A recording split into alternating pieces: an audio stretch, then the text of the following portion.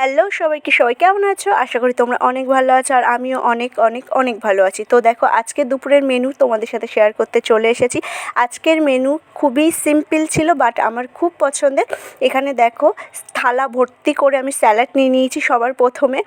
তো স্যালাডে ছিল টমেটো, গাজর, পেঁয়াজ, শসা আর লেবু।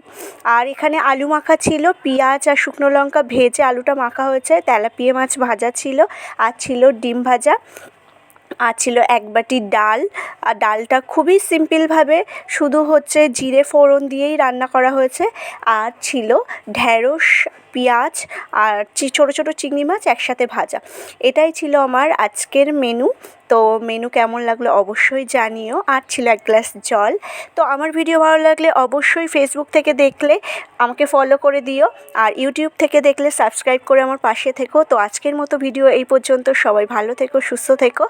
আর আমার ভিডিও কেমন লাগছে অবশ্যই জানিও কমেন্টে।